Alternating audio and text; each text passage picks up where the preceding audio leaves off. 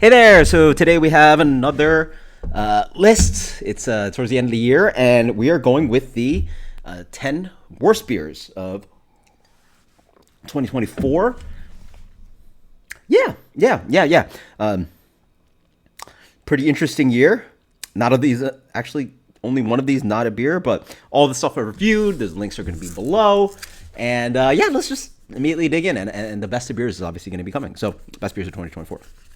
Number 10, I'm just going to package them all together. This is all the bad vintage beers that I bought. And they're pretty much all sours.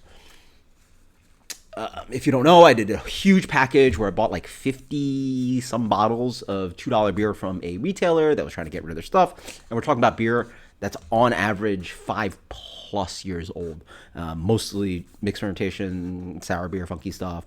And by volume, this obviously should be number one, the amount of beer that I threw out. But mentally, when I bought it, I thought to myself, like, all right, if I only can drink like 1 out of 5, that's not too bad. And that's about the truth. I think I could only drink about 1 out of 5 of them out of 50 some bottles. So just a good lesson about like what happens to aged sour beer.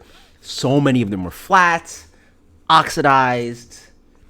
Flat was a big one. I didn't realize flat. Like I just didn't walk in realizing them just being flat and undrinkable. Being one of them, but so a lot of beers lost their acidity. Big oxidative character, off flavors for days. So, that was rough. But I think these beers weren't. They're not meant to be that old and to be aged that long. So that's why it's number 10. Okay, number 9. This goes to a non-beer product. This is Arizona's Hard Tea. I don't know how this got out of the factory and into a can, but that was absolutely disgusting. Loaded with all flavors. It's actually not very easy to make a completely clean hard seltzer kind of thing, and that was terrible. And like, we're not talking about a local brewery. This is Arizona, right? So, yeah. Number 8. This is probably it's actually a good beer. Stone 28th anniversary. And so the problem with this beer is that it was listed as a hazy IPA, and sort of did neither hazy IPA or anything great that Stone does. Stone IPA, which I tasted blind, I strongly believe when fresh is one of the best IPAs distributed, or just one of the best IPAs out there that you can get, and then distributed. And then also their Ruination version 2, which was one of the best beers I think I had last year. They really can make amazing San Diego style IPA. So why don't we just do that? Instead, they waste their 28th anniversary on a beer that is like not in their wheelhouse, not very great, nor a hazy IPA, right? You just failed on every count of thing other than making a okay beer. So it's just a failure more than how bad the beer was, right? Number 7. Wow. So this actually happened on New Year's. So it's actually like, I guess this counts as a 2024 beer because I drank it on New Year's Eve, New Year's Day. And this is Perennial Abraxas, which for a long time was one of my favorites, like Mexican hot chocolate stouts. And my golly, have they ruined that. Overloaded sweetness, way too sticky, way too vanilla-y, like not enough that like stout and spice and pepper kick that I really remember the beer having. And I do have previous reviews of it where I'd have a little sweetness to it, but that beer was completely pushed and I believe like influenced by this pastry thing. So number 7 goes to Perennial Abraxas, an absolutely amazing beer. And actually the beer was great. I still drank it, but to see how they, destroyed my baby. I love that beer, and it's not the same beer I remember. So number 7 goes to Perennial Abraxas. Number 6, same themes as some of the beers that I had last year. Victory Juicy Monkey. Just like the following that Voodoo Ranger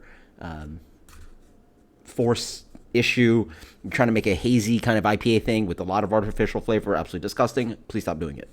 Another artificial flavor beer, Heavy Seas Bayside Shandy.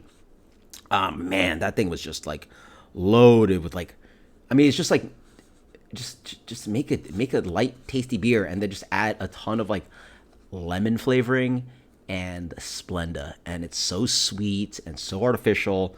Ugh. Number 4, this was actually like from my stand, like a pretty well-regarded beer, Parish Ghost in the Machine. It actually originally, actually, I had a review of it, was a world-class, absolutely amazing West Coast IPA. Then they turned it into a hazy IPA, and I feel like I maybe have had good examples of it, but I've stopped buying that beer. It was just exactly the things I don't want in hazy IPA. These days, it's just like, grassy, disgusting, blah blah. Last year it was toppling Goliath King Sue. This year, Parish Ghost in the Machine gets that hit for that, again, that nasty hazy IPA, like just a perfect example of how terrible hazy IPA can taste, and that's that. Number 3 goes to Tired Hands Milkshake IPA. Yeah,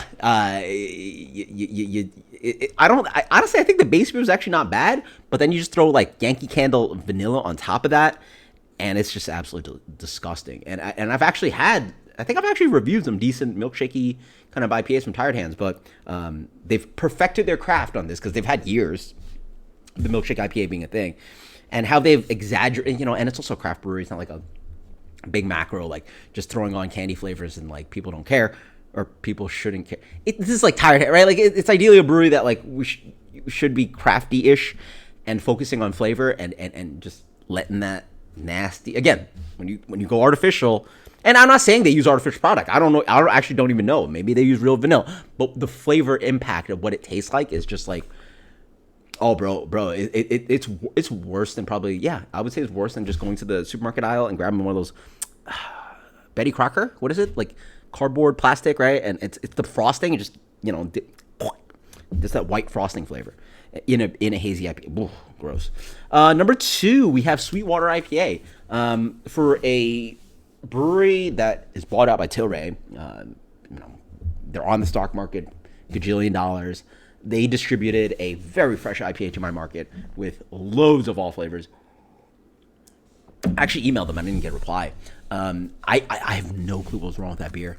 Fresh, and it didn't even taste like IPA. I couldn't even figure out what it was.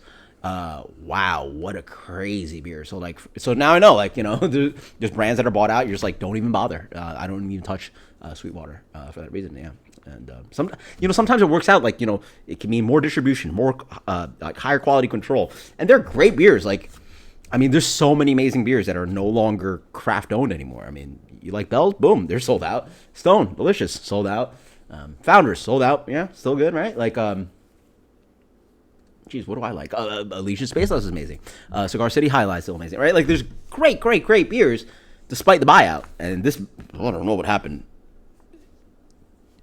Unfathomably bad that I don't even know what beer it was. I couldn't even tell it was an IPA. That's how bad it was. And number 1, yes, goes to the European Beer Collection. I used to be a Costco member. Bought this box. Oh, that'd be cool. So many styles and so many countries, and that box was terrible. I think I probably drank, I forget how many beers it was, but I probably drank only a couple out of the entire bunch. They were all just weird contract brewery kind of things, and I tried to do research on it. I still can't figure out where the freak they brewed that stuff.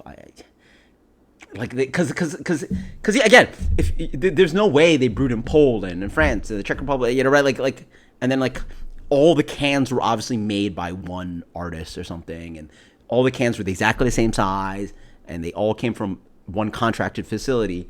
I just couldn't figure out where the hell that was. Somewhere in Europe, somewhere in America, I don't know, but it was contract nasty brew stuff. A great one to avoid would also be, I believe so, Sam's Club. Sam's Club had a advent calendar box that I bought, brewed at Minhas, I believe. I forget. It's a large a production facility, and that contract brew stuff was pretty gross. This was even worse than that advent calendar box from Sam's Club. This was from Costco, European beer. I was like, European beer, it's gonna be tasty. No, just all just very, very mediocre. The descriptions were like, where are you describing this beer? It just as someone who's obviously reviewed almost 4,000 beers, I just didn't know what they're going for. These beers just didn't make any sense. Didn't really remotely. Some of them sort of resembled styles that I'm familiar with, but most of them were not. And oh man, what a bad box. And I even emailed them. I was like, yo, like, A, what's wrong with your beer? You know, obviously they don't have to tell me that. But like, where's it produced? Like, what the hell's the deal with this stuff? It's terrible, blah, blah. No reply. So screw them. That was a nice waste of, that was not cheap. That was not cheap. It was like, yeah, I think like at least $20, $30. So that's the worst beers of 2024. Honestly, I felt I got off pretty light this year. You know, just avoiding bad beer. That's the goal in life. So watch this channel, follow me, you know, check out what I like and stick to that. Because if you veer off and do funky stuff like me, you're going to find a lot of bad beers like I do. But you don't have to trust my palate. Trust your own palate. But hopefully some of my knowledge and experience and palate can help you out. So until next time, cheers. Happy New Year. Later.